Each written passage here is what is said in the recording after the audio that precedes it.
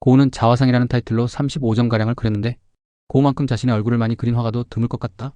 자화상 1886년 처음에 이 그림을 보았을 때는 과연 고우의 자화상이 맞을까 싶었지만 M자형으로 벗겨진 이마며 불쑥 튀어나온 눈두덩하며 약간의 매부리성 코하며 파이프 담배를 물고 있는 모습하며 광대뼈가 붉어지고 하관이 갸름한 모양새가 영락없는 고우 형님 되겠습니다. 밀짚 모자를 쓴 자화상 1887년. 이 그림은 고우가 그린 그림이기는 하지만 고우 자신의 자화상이 아니라 사실은 태호의 초상이라는 그림이라고 하네요.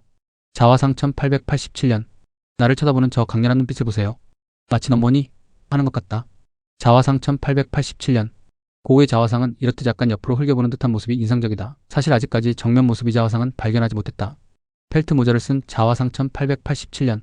나이에 어울리지 않게 중절모를 눌러 쓴 모습이 인상적이고 그림이 진동하는 듯한 공감각을 느끼게 해준다. 예술가의 초상 1887년. 고우의 자화상의 커다란 특징 중에 하나는 바로 강렬한 눈빛인데 인상 좋고 마음씨 좋아 보이는 옆집 아저씨 같은 모습이 아니라 왠지 카리스마 있고 성질 있어 보이는 괴팍한 노인네 같은 느낌이다. 그래서 좋다. 자화상 1887년. 위에서 살펴보았던 그림들보다는 약간은 선해 보이지만 그래도 강렬한 눈빛만큼은 어쩔 수가 없다. 밀짚 모자를 쓴 자화상 1888년. 나는 처음에 이 그림을 보고 초등학생이 그린 그림인 줄 알았다. 미술작품을 대할 때 진품을 앞에 놓고 3차원적으로 물감의 투박함이라든지 색채의 조화로움 등을 직접 느끼는 것과 화면상으로 1차원적으로 색깔만 보는 것이 얼마나 커다란 차이인지 작가의 초상 1888년. 고우의 자화상 중에 가장 진지하고 근엄한 표정인 듯하다. 작업에 몰두하고 있어서일까? 폴 고갱에게 바치는 자화상 1888년. 나중에 벌어지게 될 역사적인 귀절단 사건을 예견이라도 하였을까? 고갱에게 보내는 자화상의 인상이 무섭다. 시바, 한번 해볼 텐게 하는 것 같다.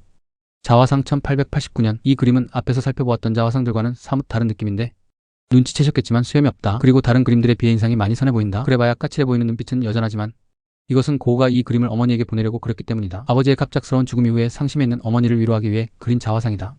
자화상 1889년. 바로 앞에 그림과 비슷한 시기에 그려진 자화상인데 표정의 차이가 많이 다르다. 약간 미소까지 짓고 있는 듯한 앞에 그림에 속지 말자. 까칠한 이 모습이 고우 형님의 본래 모습이다.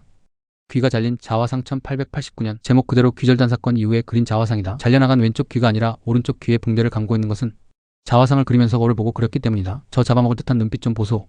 붕대를 감은 자화상 1889년. 앞에 그림과 어느 것이 먼저 그려진 그림인지는 모르겠지만 같은 연도에 그려진 것으로 보아 비슷한 시기에 그린 것 같다. 고우는 1890년에 자살하였으므로 아마도 이 그림이 고우가 그린 자신의 마지막 자화상인 듯하다.